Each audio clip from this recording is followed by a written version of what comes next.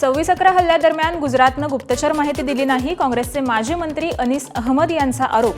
कुबेरगोड गुजरातच्या हद्दीत हायजॅक झाली तेव्हा गुजरातचे मुख्यमंत्री कोण होते? अनीस अहमद यांचा उपरोधिक सवाल.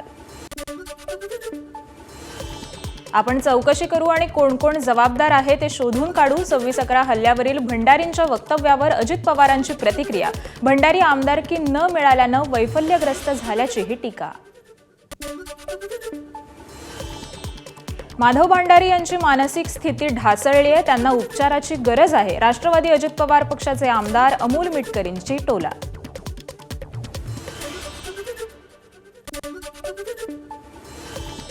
राज ठाकरे आणि उद्धव ठाकरे एकत्र आल्यास हत्तीवरून पेढे आणि साखर वाटू. ठाकरेंच्या शिवसेनेचे उपनेते शरद कोळी यांची प्रतिक्रिया.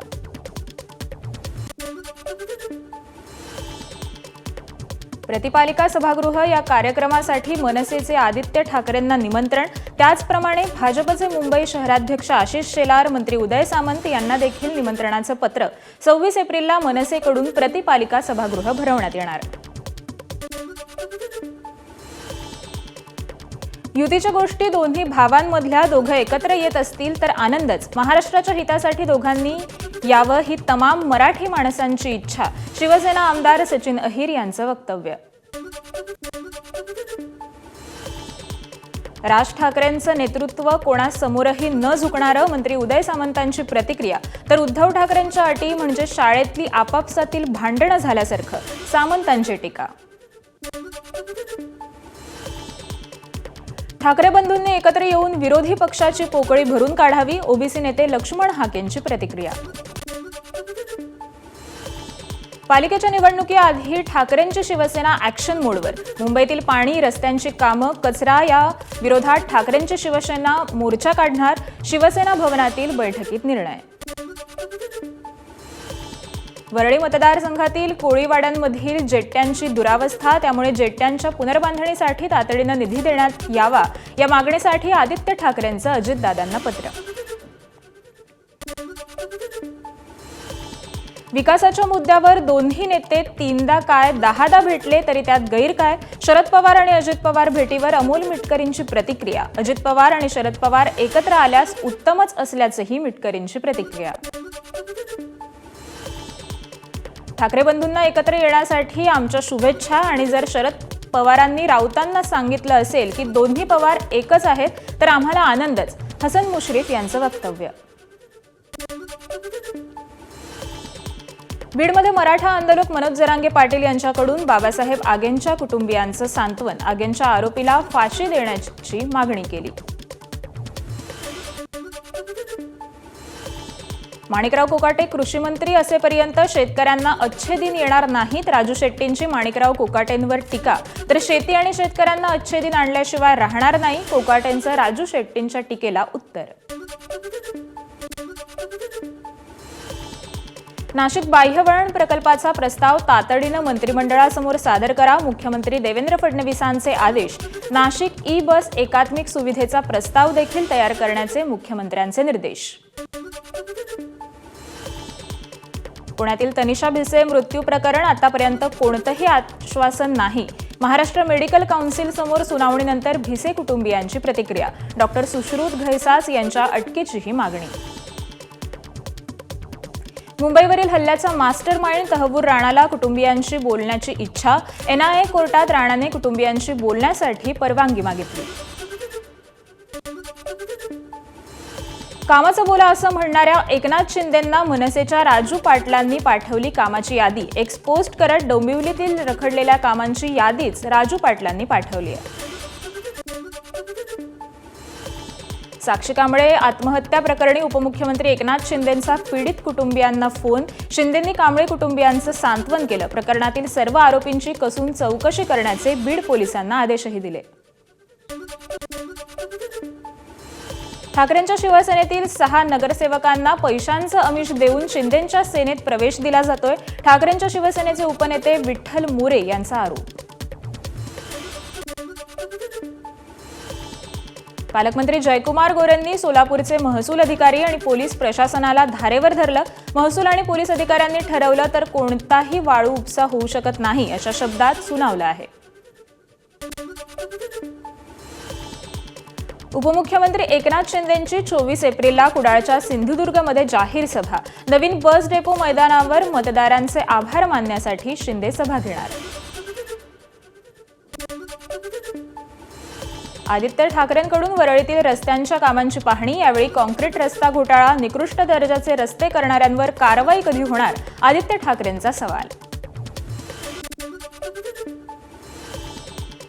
खासदार विशाल पाटील यांच्या भाजप प्रवेशाचा विषय कधीच नव्हता. अपक्ष खासदार असल्यानं त्यांनी भाजपमध्ये सहयोगी व्हावं असा आमचा प्रयत्न होता आणि तो चालूच राहणार. मंत्री चंद्रकांत पाटील यांचं विधान. माजी खासदार संजय काका पाटील हे सध्या अजित पवारांच्या राष्ट्रवादीत, त्यामुळे अजित पवारांनीच त्यांचं पुनर्वसन करावं. संजय काकांच्या भाजप प्रवेशाच्या चर्चेवर चंद्रकांत पाटील यांचं वक्तव्य. सोलापूरच्या माढ्यामध्ये मंत्री शंभूराज देसाईंना शेतकऱ्यांनी दाखवले काळे झेंडे. कर्जमाफीच्या विषयावरून शेतकरी आक्रमक. शंभूराज देसाईंच्या भाषणावेळी सरकार विरोधात घोषणाबाजी करण्यात आली. नांदेडच्या तांडा वस्तीच्या निधीवरून शिवसेना आमदार बाबूराव कदम यांचं पालकमंत्री अतुल सावेंविरोधात आंदोलनाचा इशारा. त्यावर ज्यांना युतीत राहायचं नाही ते बाहेर पडतील. आपण इशाऱ्याची काळजी करत नसल्याचं सावेंचा पलटवार. पुरंदर उपसा सिंचन योजनेच्या प्रश्नांबाबत खासदार सुप्रिया सुळे उपोषणाला बसणार. जलसंपदा विभागाच्या निष्काळजीपणावर बोट ठेवत पुण्यात उद्या सुप्रिया सुळे उपोषण करणार. कोल्हापुरात कामगारांच्या साहित्य वाटपात अनियमितता होत असल्याचा आरोप. 4 दिवसांपूर्वी नोंद झालेल्या कामगारांना साहित्य वाटप एजंटच्या सहाय्यानं साहित्य वाटप केलं जात असल्याचा आरोप करण्यात आला. नाशिकच्या सातपीर दर्गा प्रकरणी याचिकाकर्त्यांची मागणी फेटाळली. याचिका दाखल करण्यापूर्वीच महापालिकेनं कारवाई केल्याचं निदर्शनास. दर्गा ट्रस्टला नव्यानं हायकोर्टात दाद मागण्याचा न्यायालयाचा सल्ला. नागपूर हिंसाचार प्रकरणातील आरोपी हमीद इंजिनियरला जामीन मंजूर. 50,000 रुपयांच्या जात मुचलक्यावर नागपूर सत्र न्यायालयाकडून जामीन. आज कारागृहातून सुटका होण्याची शक्यता. मस्साजोगमध्ये देशमुख कुटुंबियांच्या घराच्या परिसरात अज्ञात महिलेचा वावर. आरोपी कृष्णा आंधळेबाबत आपल्याला पुरावे असल्याचा महिलेचा दावा. एक दिवस देशमुखांच्या घरासमोर वास्तव्य, त्यानंतर महिला पसार झाली. राष्ट्रवादी नेते झिशान सिद्दकींना जीवे मारण्याची धमकी. 2 दिवसांपूर्वी ईमेलद्वारे जीवे मारण्याची धमकी देत 10 कोटींची मागणी. डी गँगचा उल्लेख करत वडिलांसारखे हाल करण्याचा मेलमध्ये दावा. पोर्शे अपघात प्रकरणात महाराष्ट्र मेडिकल काउन्सिलची मोठी कारवाई. डॉक्टर अजय तावरे आणि डॉक्टर श्रीहरी हळनोर यांचा वैद्यकीय परवाना रद्द. या प्रकरणातील अंतिम निर्णय येईपर्यंत परवाना रद्द करण्यात आला. मोरगावजवळ सुप्रिया सुळेंची शरद पवारांची अचानक भेट. दौऱ्यात व्यस्त असतानाही रस्त्यात गाडी थांबवून आई वडिलांची भेट घेतली. नांदेडमध्ये छत्रपती संभाजी महाराजांचा पुतळा उभारा. सकल मराठा समाजाची पालकमंत्री अतुल सावेंकडे मागणी. यावेळी पालकमंत्री सावे यांनी सकारात्मक प्रतिसाद दिल्याची कार्यकर्त्यांची माहिती. आमदार संजय केळकर यांच्या जनसेवकाचा जनसंवाद या उपक्रमात तक्रारींचा पाऊस. उपक्रमाअंतर्गत शेकडो नागरिकांनी आमदार केळकर यांची खोपट कार्यालयात भेट घेतली. यावेळी तक्रारींची दिली 62 निवेदनं.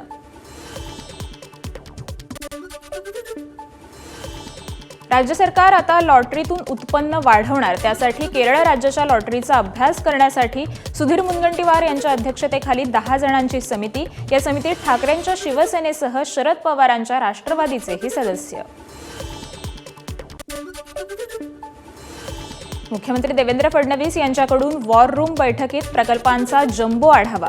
मुळामुठा नदी संवर्धन, बीडीडी पुनर्विकास, धारावी पुनर्विकास, मुंबई आणि पुणे मेट्रोसह विविध कामांचा आढावा घेण्यात आला.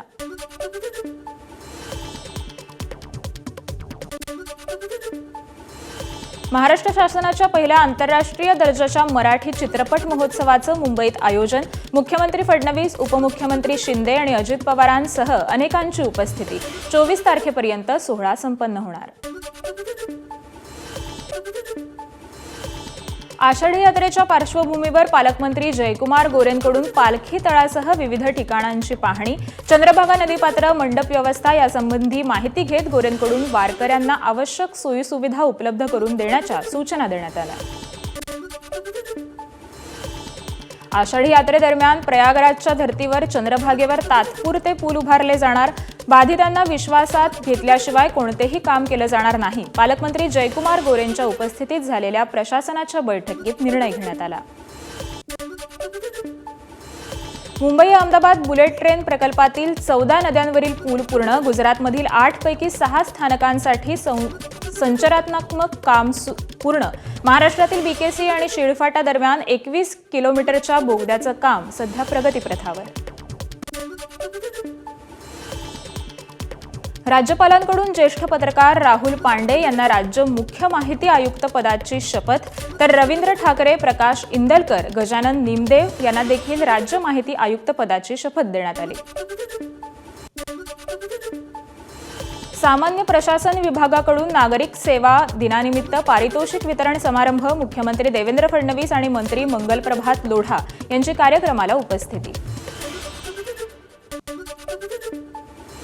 दाभोलकर हत्या आणि मी या विक्रम भावे यांच्या पुस्तकाचं प्रकाशन. कोल्हापूरच्या देवल क्लबच्या सभागृहात पुस्तकाचं प्रकाशन. बीडच्या गेवराईमध्ये बनावट कागदपत्र सादर करून जन्म प्रमाणपत्र काढणाऱ्यांना 7 जणांविरोधात गुन्हा दाखल. भाजप नेते किरीट सोमय्या यांनी स्वतः घेतला होता आढावा. राज्याच्या पर्यावरण विभागाचं आजपासून ते 1 मे पर्यंत विशेष अभियान. या संदर्भात पर्यावरण मंत्री पंकजा मुंडेंकडून फडणवीसांचा व्हिडिओ पोस्ट. नाशिकच्या बोरीचिवारी भागात भीषण पाणी टंचाई. विहिरी कोरड्या पडल्या असून महिलांची पाण्यासाठी 1 ते 2 किलोमीटरवर पायपीट. शासनाकडे मागणी करून देखील टँकर मिळत नसल्यानं नागरिकांवर पाणी विकत घेण्याची वेळ. नंदुरबार जिल्ह्यातील सातपुड्याच्या दुर्गम भागात पाणी टंचाई. पाण्यासाठी महिलांची 3 ते 4 किलोमीटरपर्यंत भटकंती. प्रशासनाच्या वतीनं पाणी टंचाईवर तोडगा काढण्याचे प्रयत्न सुरू. वाशिमच्या कळंबा बोडखे गावातील महिलांचा पाण्या प्रश्नासाठी संघर्ष. 100 रुपये देऊन 200 लिटर पाणी विकत घेण्याची वेळ. पाण्याचा प्रश्न तात्काळ मार्गी लावण्याच्या मागणीसाठी महिलांचा हंडा मोर्चा. नंदुरबार जिल्ह्यातील तापमानात वाढ. तापमान 44 अंशांवर. वाढत्या तापमानामुळे नागरिकांनी खबरदारी घ्यावी, प्रशासनाचं आवाहन. वाढत्या तापमानामुळे नागपूरच्या 33 चौकांमधील सिग्नल दुपारी 1 ते 4 बंद राहणार. उन्हामुळे वाचवण्यासाठी वाहतूक पोलिसांची योजना. गोंदियात दुपारी 12 ते 4 या वेळेत सिग्नल बंद राहणार. वाढत्या तापमानामुळे जिल्हा वाहतूक शाखेचा निर्णय. नांदेडमध्ये दूषित पाण्याविरोधात एका तरुणाचं अनोखं आंदोलन. नालीच्या घाण पाण्यात आंघोळ करत तरुणाकडून रोष व्यक्त. गावात विकास कामं दाखवून अपहार केल्याचा तरुणाचा आरोप. विदर्भातील जवळपास सगळ्याच जिल्ह्यांमध्ये पारा 40च्या पार. आजही उष्णतेच्या लाटेचा हवामान विभागाचा अंदाज. काल चंद्रपुरात सर्वाधिक 45.6 अंश सेल्सिअस तापमानाची नोंद. चंद्रपूर जिल्ह्यात तापमानाचा पारा 45.6 अंशांवर. यंदाच्या मोसमातील चंद्रपुरातील सर्वाधिक तापमान. उष्णतेमुळे नागरिक हैराण. भाईंदरमधील एका उद्यानात अनेक माशांचा मृत्यू. नागरिकांनी तलावात टाकलेल्या शिळ्या खाद्यपदार्थांमुळे माशांचा मृत्यू झाल्याचा उद्यान अधीक्षकांचा आरोप. अमरावती जिल्ह्यात सामान्य रुग्णालयात रुग्णांचे हाल. नातेवाईकांवर रुग्णांना स्ट्रेचरवरून रुग्णालयात नेण्याची वेळ. त्यामुळे रुग्णालयाचा गलथान कारभार समोर. जळगावमध्ये तरुणीचा विनयभंग. मात्र गुन्हा दाखल न झाल्याने महिला आक्रमक. संतप्त महिलांचा जिल्हाधिकारी कार्यालयावर मोर्चा. गुन्हा दाखल झालाच पाहिजे, महिलांची जोरदार घोषणाबाजी. मीरा भाईंदर महापालिकेच्या दालनात मनसेचं तीव्र आंदोलन. 11 वर्षीय मुलाचा जलतरण तलावात बुडून मृत्यू झाल्याप्रकरणी मनसे आक्रमक. जबाबदार ठेकेदार आणि संबंधित अधिकाऱ्यांची सखोल चौकशीची मनसेची मागणी. शिक्षक भरती घोटाळा उघडकीस आल्यानंतर भंडाऱ्याचे प्रभारी शिक्षणाधिकारी रवींद्र सलामे काही दिवसांपासून नॉट रिचेबल, त्यामुळे 3,800 पेक्षा अधिक शिक्षकांचे मार्च महिन्याचे पगार रखडल्यानं जिल्हा परिषदेवर शिक्षकांचा मोर्चा. लातूरमध्ये पालिकेच्या ढिसाळ नियोजनामुळे नागरिक त्रस्त, दूषित पाण्याचा पुरवठा होत असल्याचा आरोप. या विरोधात महापालिकेसमोर भाजपचं जलाभिषेक आंदोलन.